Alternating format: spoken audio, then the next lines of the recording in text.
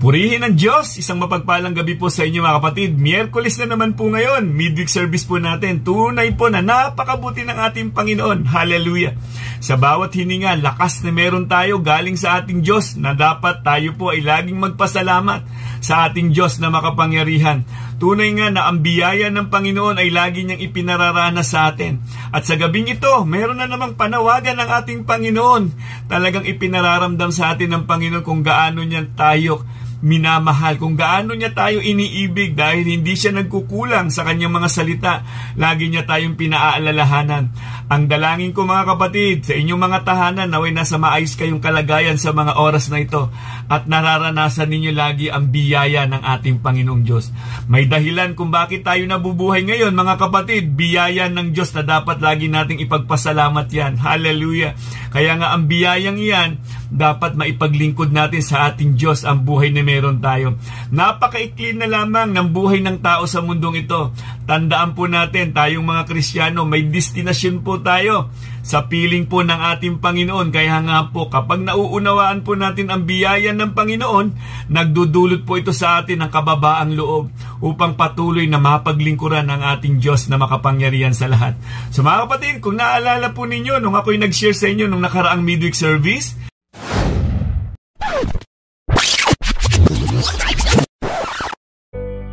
panahon na upang tayo'y gumising. Baka kasi tutulog-tulog pa tayo. Madatnan tayo ng ating Panginoong Hesukristo na natutulog tayo at himbing na himbing pa sa mundong ating kinalalagyan. Kaya nga ang salita ng Diyos isang panggising sa atin para makita natin yung buhay Kristiyano, buhay ng paghahandayan patungo sa buhay na walang hanggan. Sa panahon po na ating kinalalagyan, lagi pong may labanan nito, labanang espiritual. Sa bawat pagsubok po kasi na ating nararanasan, nakikita natin yung kamay ng Diyos kung paano niya tayo tinutulungan. Kaya nga sa mga pagsubok na iyan, isang napakalaking patotoo na ang Diyos tunay na mabuti. Kumusta po ang mga Kristiyano ngayon? Mayroon bang mga Kristiyano na tutulog-tulog lang? Mahirap pong gisingin yung nagtutulog-tulugan. Ang tinutukoy po natin dito mga kapatid, yung spiritual po nating kalagayan. Baka kasi tulog ang ating spiritual na kalagayan, kaya parang hindi tayo lumalago. Anong dahilan kung bakit nawala ang unang pag-ibig mo? Baka nailipat mo na sa mundo ang first love mo, kaya ngayon wala ka ng commitment sa ating Panginoon. Grabe po kasi ang impluensya ng espiritu ng sanlibutan. Ito yung kadalasan na inilalayo tayo sa gawain ng Panginoon. May misyon na dapat na gawin ang mga mananampalataya pero nade-distract. Kailangan malampasan natin ang espiritong ito. Kailangan mag-level up ang ating pananampalataya. Ang mga dapat nating gawin hanggat hindi pa dumarating ang ating Panginoong Hesukristo. So unang-una, kailangan mayroong tamang paghahanda sa paghuhukom. Naghahanda ba tayo? Alam ba natin na lahat tayo darating sa hukuman ng Diyos kung tayo po'y mamamatay na? Kung nag-enjoy ka sa mundong ito, kung wala kang Kristo sa buhay mo, sigurado, napakahirap ng kalagayan mo kapatid. Bakit hindi mo ngayon nanasain na magkaroon tayo ng tunay na commitment o relation sa ating Panginoong Hesukristo hanggat nabubuhay ka pa? Huwag nating sayangin yung lakas na meron tayo, yung buhay na meron tayo. Pangalawa po, kailangan ng tamang paghihintay at pagbabantay. Dahil hanggat nakaapak ang dalawang paa mo sa mundong ating kinalalagyan, sigurado ako may atake ang kaaway. Magbantay tayo, baka mamaya nagkukulang na tayo ng langis. O yung banal na espiritu, baka hindi na natin pinapansin, binabaliwala na natin. Ang panawagan ng banal na espiritu sa buhay natin, mas madalas natin pinagbibigyan ang hatak ng espiritu ng sanlibutan. Kapatid, saan ka ba ngayon madalas bumababad? Kailangan laging una ang Diyos sa pagpili mo kapatid. May pananagutan po tayo sa bawat desisyon ng buhay natin, sa bawat pagpili po natin. Haharap po tayo sa hukuman ng Diyos at ang lahat ng yan pagsusulit natin pagdating ng tamang panahon. Pangatlo po mga kapatid, kailangan ng tamang pagpili at pagpapasya. Talagang malawak na po ang panawagan ng ating Panginoon sa daan ng kaligtasan. Ang pinakamahirap na kalagayan niya, nung binaliwala mo, nagtulog-tulugan ka, ginigising ka na ng Panginoon. Nagtutulog-tulugan ka pa, ayaw mo pang bumalik. Ang masakit nito, yung palo ng Diyos. Kung talagang kabahagi ka, papaluin ka ng Diyos, masakit po yan at marami po din madadamay. Tunay pong napagpala tayo sa mensahe ng ating Panginoong Diyos. At ngayong gabi na naman mga kapatid, meron na naman pong panawagan ang ating Panginoong Diyos. Excited na ba kayong marinig ang panawagan ng ating Panginoon? Tunay ngang pinararanas ng Diyos ang kanyang dakilang pag-ibig para sa atin upang hindi tayo panghinaan ng loob, upang patuloy tayong manindigan sa katotohanan dahil ang salita ng Diyos, tunay nga po na nagbibigay sa atin ito ng tapang at lakas ng loob upang patuloy na humakbang sa pananampalataya sa ating Panginoon. Sa mga kapatid, ang ating pong pag-aaralan sa gabing ito, kapahingahan sa sukdulang biyaya ng ating Diyos. Hallelujah!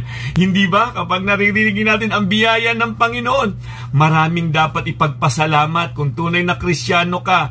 Lahat ng meron ka, biyayang galing sa Diyos yan. Kahit may mga pagsubok pang dumarating sa buhay natin, biyayang galing sa Diyos yan. Yung magising tayo sa umaga, taglay ang lakas na ito, bagamat nandyan ang mga problema, pero ginising ka ng Panginoon at binigyan ka muli niya ng lakas, hininga. Biyaya ng Diyos na magpasalamat na hindi pa tayo iniiwan ng Panginoon, hindi pa tayo pinababayaan. Kaya nga't maglingkod tayo at magpuri sa ating Diyos na makapangyarihan sa lahat. So mga kapatid, kung meron kayong mga Biblia dyan, maaari kayong bumukas. Samahan niyo po ako para basahin po natin ang salita ng Diyos na nais niyang ibahagi sa atin at mapagpala tayo sa mensahe ng ating Panginoon. Sige po, basahin po natin ang ating scripture reading sa gabing ito. Hallelujah! Sa Titus chapter 2 verse 11 to 15, sapagkat nahayag na ang kagandahang loob ng Diyos na nagdudulot ng kaligtasan sa lahat ng tao. Hallelujah! Ito ang nagtuturo sa atin upang talikuran ang makamundong pamumuhay at damdaming makalaman, at upang makapamuhay tayo ngayon ng may pagpipigil, matuwid at karapat-dapat sa Diyos. Habang hinihintay natin ang dakilang araw na ating inaasahan, ito ang pagbabalik ng ating dakilang Diyos at tagapagligtas na si Jesucristo. Inihandog niya ang kanyang sarili upang palayain tayo sa lahat ng kasamaan at linisin tayo upang maging bayan niyang masigasig sa paggawa ng mabuti. Hallelujah! Ipahayag mo ang lahat ng ito at gamitin mo ang iyong kapangyarihan sa pagpapalakas ng loob at pagsaway sa iyong mga tagapakinig.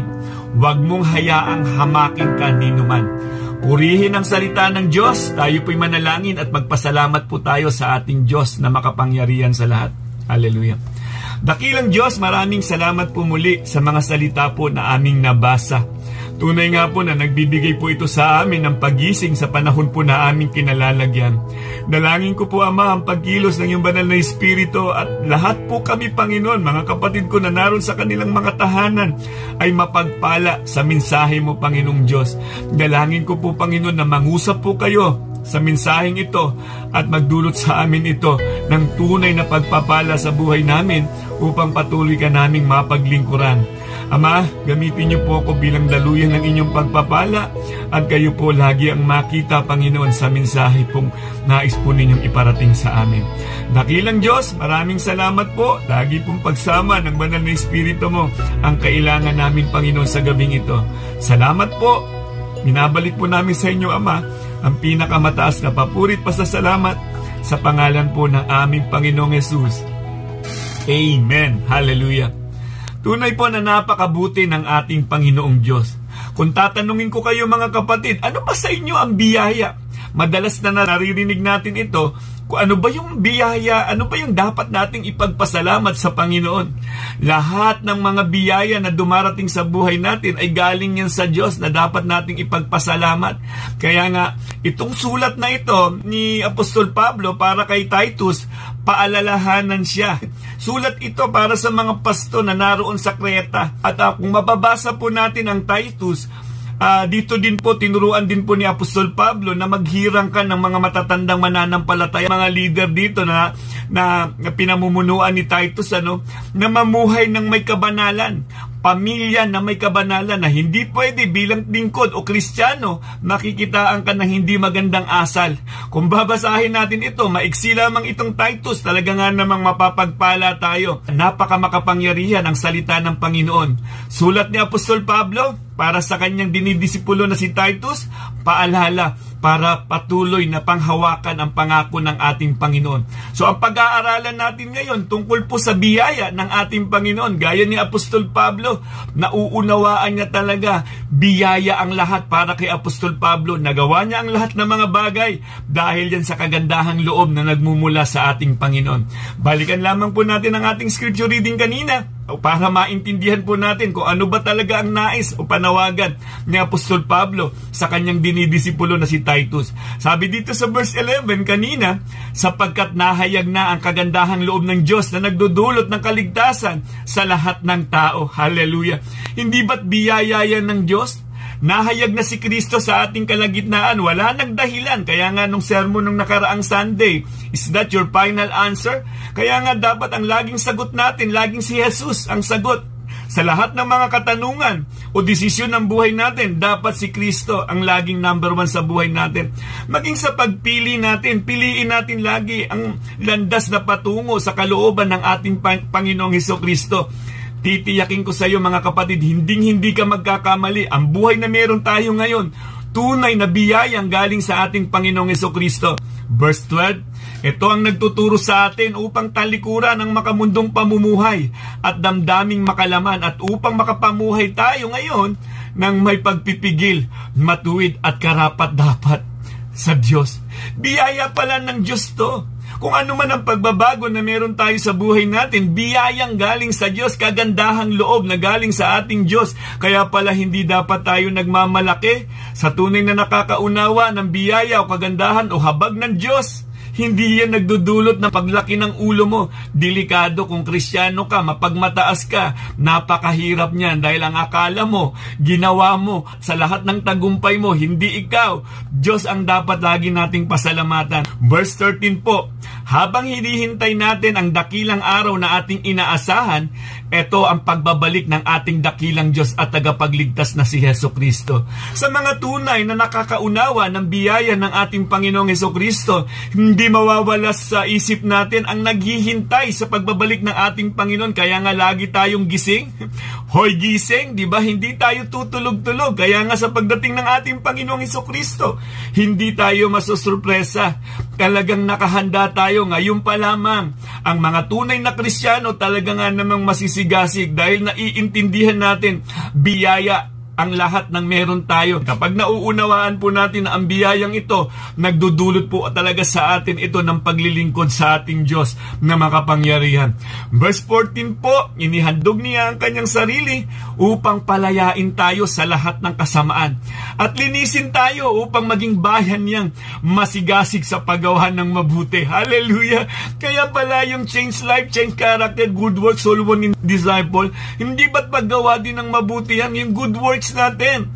Dahil yan sa biyaya ng Panginoong Diyos. Hindi tayo gumagawa dahil gusto nating magpabibo o magpasikat o may mga kamera. Kusang lumalabas sa ating kalooban yan dahil may Kristo tayo sa buhay natin. Kaya pala hindi tayo humihinto sa paggawa ng mabuti. Kahit ang mundo pasama ng pasama, ang mga tunay na Kristiyano, gumagawa pa rin ng mabuti dahil yan sa biyaya ng ating Panginoon. Verse 15 po, ipahayag mo ang lahat ng ito at gamitin mo ang iyong kapangyarihan sa pagpapalakas ng loob at pagsaway sa iyong mga tagapakinig. Huwag mong hayaang hamaking kanino man. Kadalasan sa ating mga Kristiyano, hindi natin alam yung kapangyarihan na meron tayo. Kaya minsan, ang tingin natin sa ating sarili, kawawa naman ako, naapi ako, kawawa naman ako. Hindi mo alam yung identity mo, yung kapangyarihan na meron kang lakas ng loob na ibahagi ang mabuting balita sa lahat ng mga tao. Kapag in-entertain mo ang bulong ni Satan, nakawawa ka naman, wala nang tutulong sa'yo, inapi ka na ng mundo, malulugmok ka. Tandaan mo yung identity mo kung sino ka. Ambassador po tayo ni Kristo na ibinigay niya ang kanyang buhay doon sa krus ng Kalbaryo upang tayo ngayon ay makinabang sa biyaya na ginawa ng ating Diyos na makapangyarihan sa lahat. Napakadakila ng pag-ibig ng Diyos sa buhay natin. Kaya nga kung mauunawaan lamang po natin yung biyaya na meron tayo, hindi po natin to aabusuhin. Yung kagandahang loob ng Diyos sa buhay natin, hindi natin to aabusuhin. Para sa akin kasi, Hindi kayang ipaliwanag ng kahit sino mang nag-aral ng theology, yung biyaya o yung grace. Wala talaga makakapagpaliwanag dito kasi kung iisipin mo, napaka-imposible talaga na maipaliwanag ito ng eksakto. Dahil hindi man tayo karapat-dapat, minarapat, minahal ng Diyos at binigyan tayo ng pag-asa. Hindi ba kagandahang loob ng Diyos yan? Hallelujah! Kaya nga kapag nauunawaan mo yung kagandahan ng loob, na lahat tayo inabot ng Diyos, nagdudulot sa atin to ng pagpapakumbaba. Hindi po yabang, hindi po pagmamataas, hindi talaga biyaya. Kung nagyayabang ka, hindi biyaya ng Diyos ang nakuha mo. Biyaya siguro ng sanlibutan yan, kapatid. Kasi sa mga tunay na nakatanggap ng biyaya sa ating Panginoong Jesucristo, kababaang loob po ang nakikita dyan. Hallelujah. So para sa inyo, ano ba ang kahulugan ng salitang biyaya? Minsan madalas kong sinasabi, kung naririnig ninyo, napaka-charito mo, Brad. Kasi ito na, charis pala ang ibig sabihin ng biyaya o pabor ng Diyos.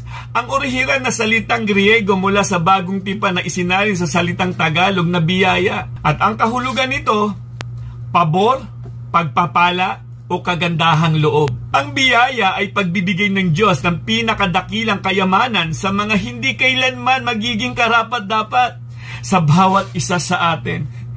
Kumbaga, hindi naman tayo talaga karapat-dapat sa biyayang ito Kaya kung minsan, kung magsasalita tayo minsan na deserve mo yan, talaga bang deserve talaga natin? Ang may karapatan lang magsabi nito, yung Diyos na makapangyarihan sa lahat. Ang Diyos ang may karapatan na magsabi ng ito na deserve mo yan. Pero tayo bilang mga taong makasalanan, hindi po dapat lumalabas sa ating mga labi yan. Dahil lahat tayo, umaasa lamang po talaga tayo sa habag o sa kagandahang loob ng ating Diyos. Hindi kailanman magiging karapat-dapat ang bawat isa sa atin.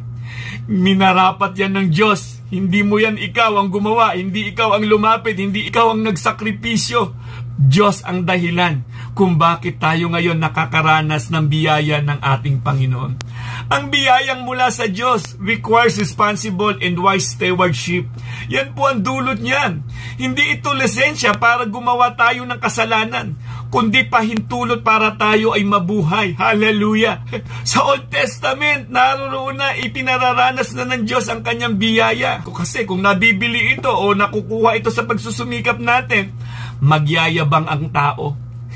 Magyayabang ang tao, kaya nga wala tayong dapat ipagmalaki sa harapan ng ating Panginoon. Sa Genesis chapter 3 verse 21, naroon ang biyaya ng Panginoon nung magkasala si Adan at si Eva.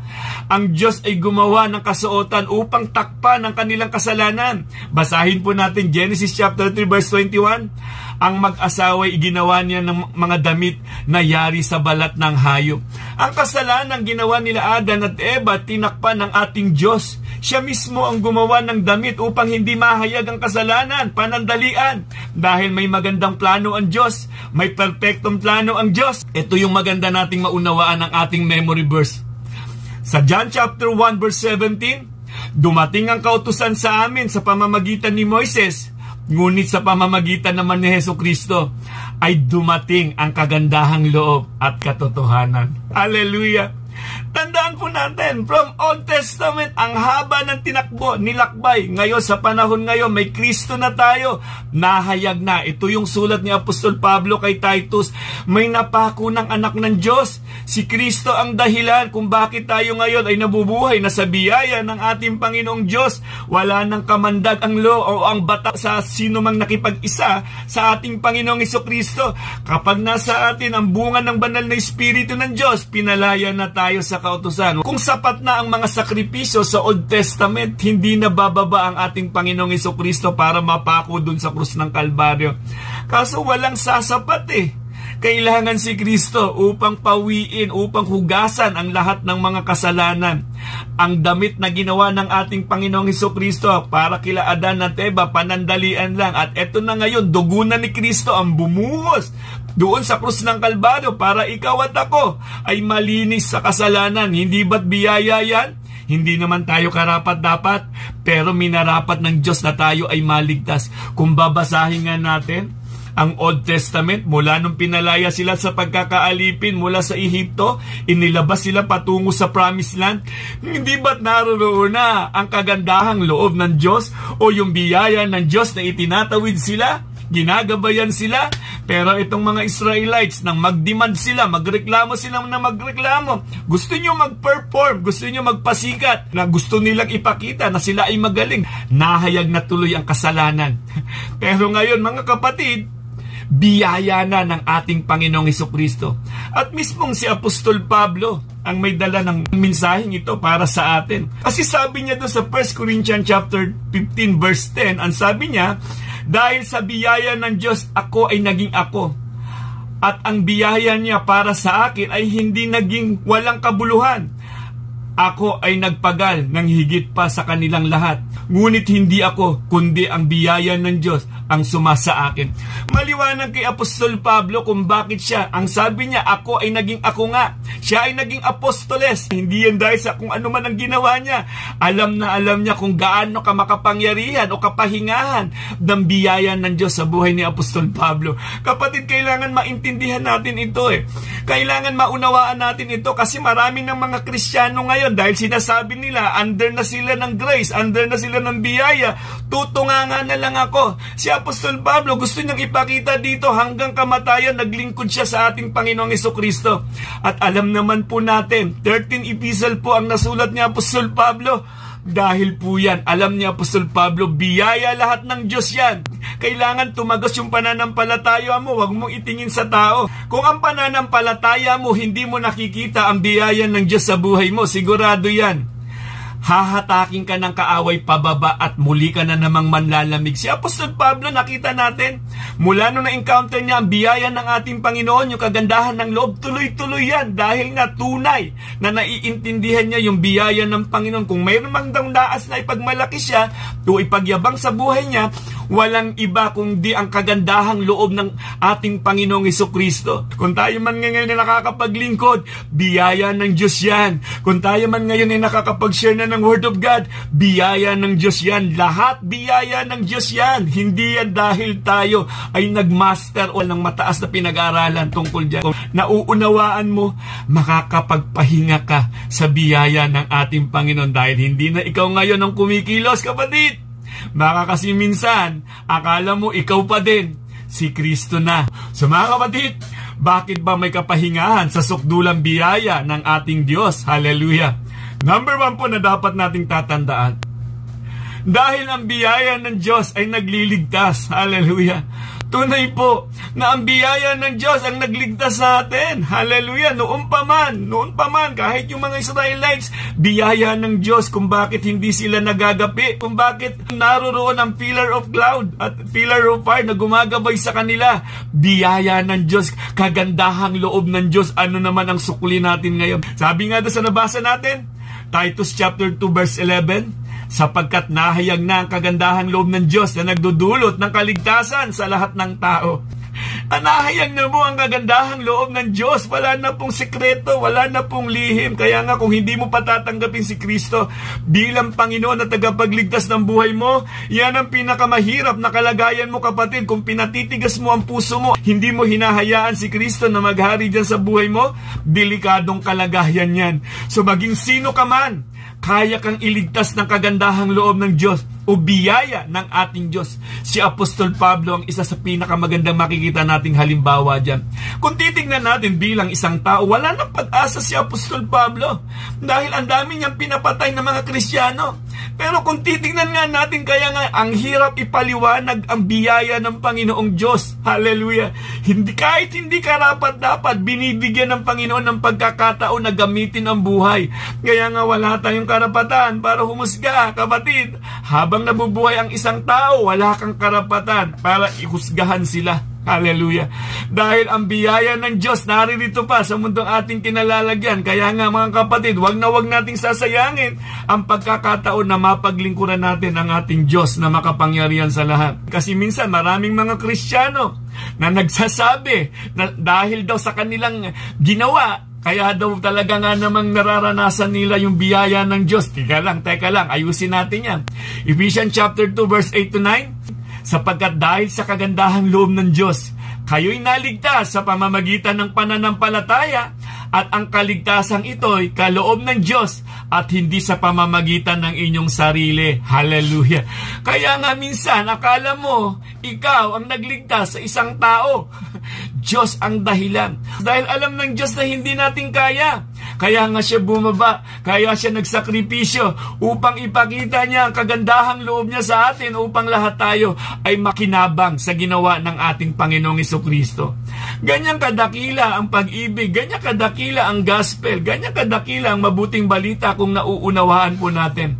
Sabi dito sa Romans chapter 5 verse 8, ngunit ipinadama ng Diyos ang kanyang pag-ibig sa atin nang mamatay si Kristo para sa atin nung tayo'y makasalanan pa. Hallelujah! May Diyos na nagsakripisyo. Hallelujah! Kaya nga yung pag-ibig ng ating Amang nasa langit, grabe. Napakadakila ng pag-ibig ng ating Diyos na makapangyarihan. Hindi niya tayo hinayaan na mapapunta sa impyerno.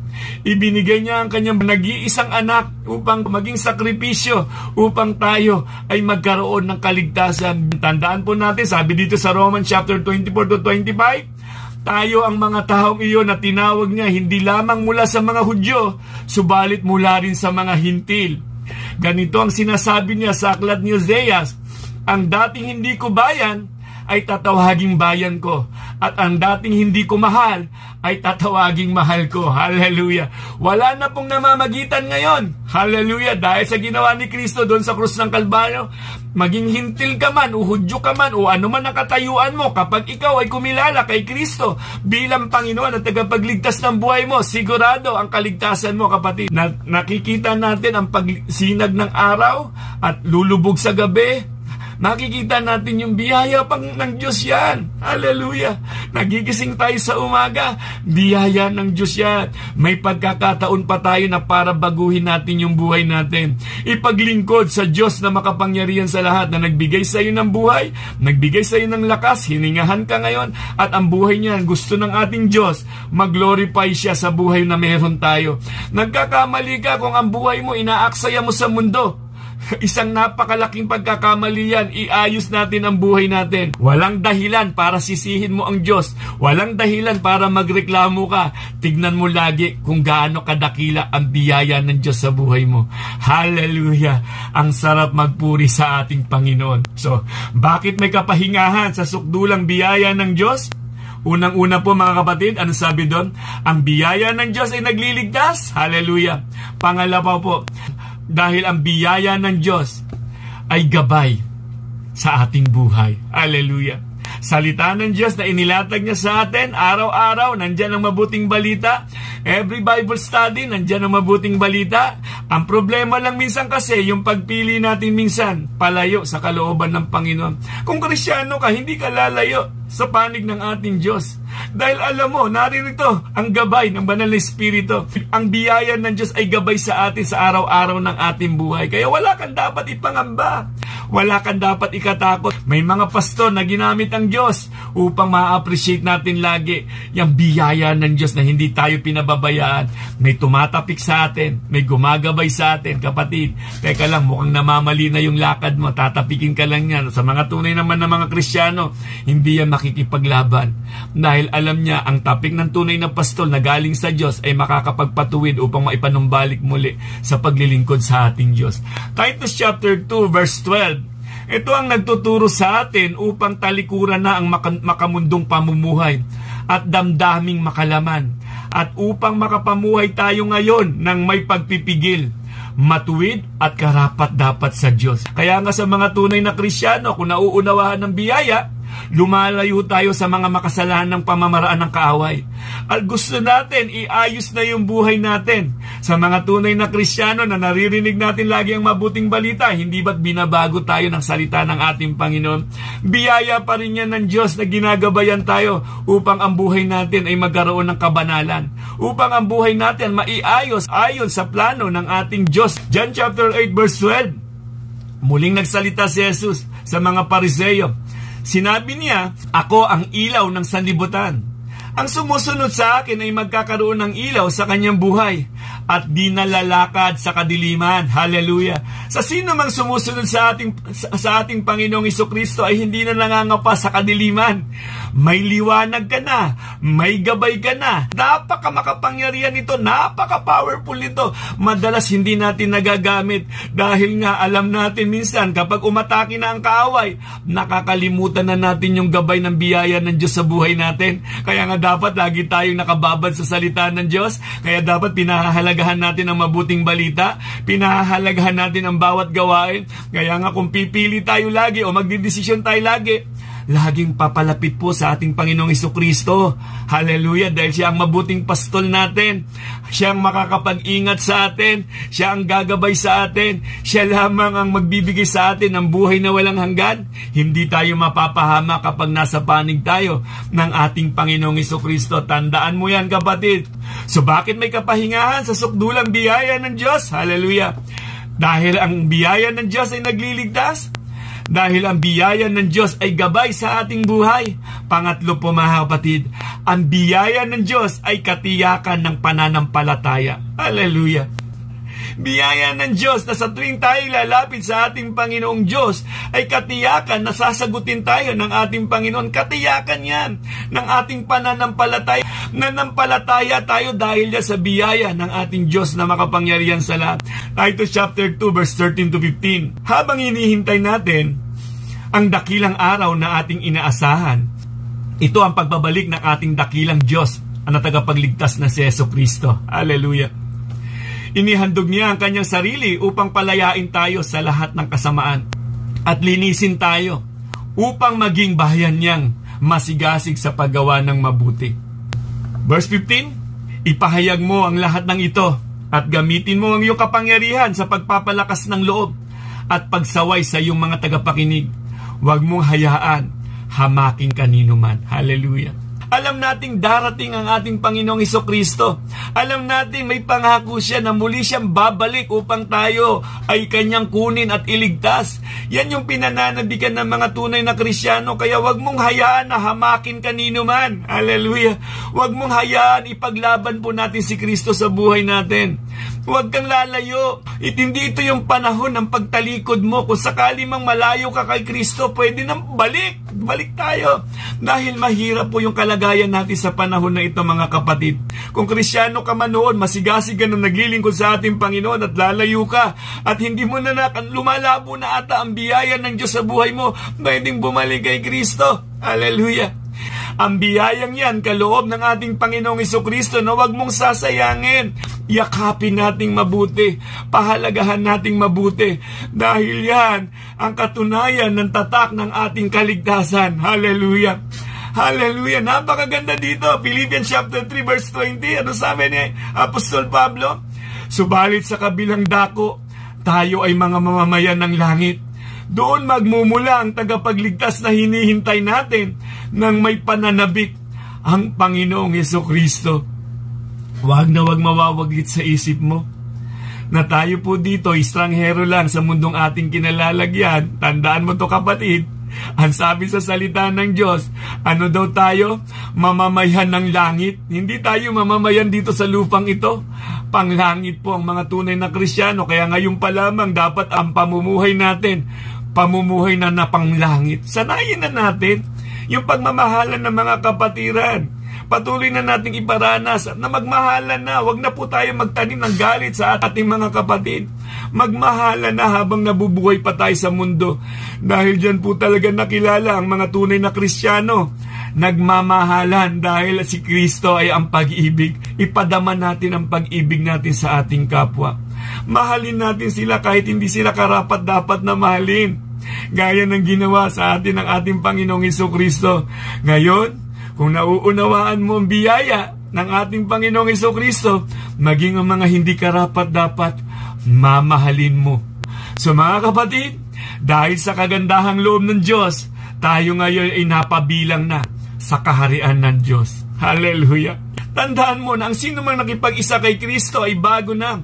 At wala nang paghatol, hindi na po tayo hakatulan. Kaya nga ma-appreciate mo yung biyaya ng Diyos sa buhay natin. Maglingkod tayo sa ating Panginoon. Hanggat may inuutos ang Diyos sa buhay natin, hanggat nabubuhay tayo sa mundong ito, ambasador ka ng ating Panginoong Hesukristo. Sa mga kapatid, sa aking pagtatapos, basahin po natin ang Romans chapter 8, verse 35 to 39. Hallelujah! Napakagandang verse nito. Sino ang makapaghihiwalay sa atin sa pag-ibig ni Kristo? Ang kaguluhan kaya? Ang kapighatian? Pag-uusig? Pagkagutom? Kahirapan? Panganib? O kamatayan? Ayon sa nasusulat, dahil po sa inyo'y buong araw kaming pinapatay, turing nila sa aming mga tupang pangkatay. Hindi! Sa lahat ng mga ito, tayo siguradong magtatagumpay sa pamamagitan niya na nagmamahal sa atin. Hallelujah! Sapagkat natitiyak kong walang makapaghihiwalay sa atin sa kanyang pag-ibig. Kahit ang kamatayan, ang buhay, ang mga anghel, ang mga pamunuan, o ang mga kapangyarihan, ang kasalukuyan o ang hinaharap. Hallelujah! Ang kataasan, ang kalaliman, o alinmang nilalang ay hindi makapaghiwalay sa atin sa pag-ibig ng Diyos na ipinagkaloob sa atin sa pamamagitan ni Kristo Jesus na ating Panginoong Hesukristo. Napakalinaw po mga kapatid ang panawagan ng ating Panginoong Hesukristo. Kung sakali man nakakaranas ka ngayon ng mga pagsubok, tandaan mo, panandalian lamang yan. Ang pag-ibig ng Diyos, lagi kanyang yakap-yakap, lagi hindi kanya binibitawan, patuloy kanyang hinahawakan dahil yung pag-ibig ng Diyos, hindi pag-ibig ng tao. Konkreto ang pag-ibig ng Diyos. Napakahalaga ni Kristo. Siya ang kasagutan sa lahat ng ating mga pangangailangan. Sa bawat pamilya na meron tayo, si Kristo ang kailangan. Sa buhay na meron tayo, huwag kang magpapadaya, kapatid. Huwag mong masyadong babada ng mundong ito. Baka mapalayo ka sa ating Panginoong Hesukristo. May nais ang Diyos sa bawat isa sa atin. Kung sinasabi mong Kristyano ka, dapat naluluwalhati ang Diyos sa buhay natin. Dapat mahalaga sa iyo kung ano ang gawain ng Diyos na ipinagagawa niya sa atin. Baka mamaya ang misyon na ginagawa mo hindi naman talaga galing misyon na ipinagagawa sa atin ng Panginoon. Masyado kang abala sa mundo. Kumusta ka, kapatid? Na sinasabi mong Kristyano ka, kumusta ang pagsamba mo sa ating Diyos na makapangyarihan sa lahat? Hallelujah! Hindi sapat na makilala mo ang Diyos kasi si Satan kilala niya rin ang Diyos eh. Ang tunay na mga Kristiyano naroroon sa panig o sa lilim ng biyaya ng ating Panginoon. Kapag nauunawaan po natin ang biyaya ng Panginoon sa buhay natin, kapatid, napaka makapangyarihan nito. Tanging ang banal na Espiritu lang na meron ka, ikaw at ako, ang nakakaunawa niyan. Kung bakit minsan hindi maintindihan ng mundo yung kagalakan na meron ka. Kung minsan hindi maintindihan ng sino man kung ano ang meron ka. Kung bakit lagi ka naroon sa iglesia. Kung bakit mahalaga sa iyo ang gawain ng Diyos. Dahil nangingibabaw ang biyaya ng Diyos sa buhay natin. So mga kapatid, tandaan po natin, wag na wag mawawaglit sa isip natin. Ang pag-ibig ng Diyos ay sapat na sa buhay natin. Kaya nga meron tayong lakas ng loob na manindigan sa katotohanan dahil hindi tayo iiwan ng ating Panginoon. Hanggat may hininga ka, hanggat may lakas ka, kapatid, maglingkod tayo sa Diyos na makapangyarihan. Ang buhay na meron tayo sa mundong ito, panandalian lamang po ito mga kapatid.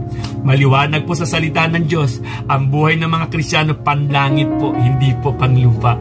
So mga kapatid, na may napagpala na naman po tayo sa isang napakagandang panawagan po ng ating Panginoon. Kaya nga dito lagi nating na-appreciate ang biyaya ng Diyos na siyang gumagabay sa atin sa araw-araw ng ating buhay.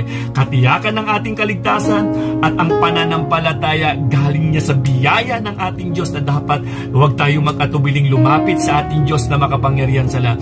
Siya yung Diyos na nakakaunawa sa atin. So mga kapatid, magpakatatag po tayo at patuloy tayong maglingkod sa ating Diyos na makapangyarihan sa lahat. Ang sabi ng Panginoon, hindi kita iiwan, hindi kita pababayaan. Ako ang Diyos mo, pumanatag ka at ako ang makikipaglaban para sa iyo. So mga kapatid, naway napagpala na naman po tayo sa isang napakagandang panawagan ng ating Panginoon.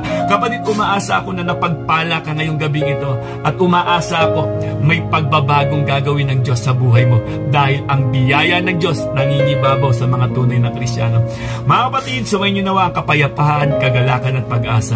At patuloy po nating ipahayag sa pangalan po ng ating Panginoong Hesukristo, may kagalingan. Sa pangalan po ng ating Panginoong Hesukristo, may buhay na walang hanggan. God bless and God first. Purihin ang Diyos na dakila at makapangyarihan sa lahat.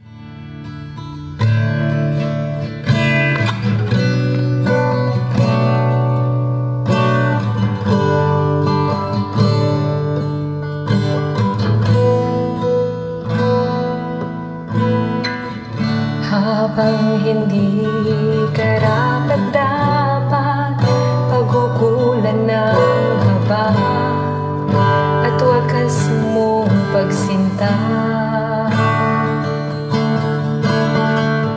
habang walang kakayanang masuklian ka ng mabuti sa lahat mong ginawa. Habang hindi karapat-dapat pagugulan ng haba at wakas mong pagsinta, habang walang kakayanang masuklian ka ng mabuti sa lahat mong ginawa. Niyakap mo ako sa aking karunungan, inilig mo ako nang di kayang tumbasan. O Diyos ng katarungan at katwiran na kahit minsa'y di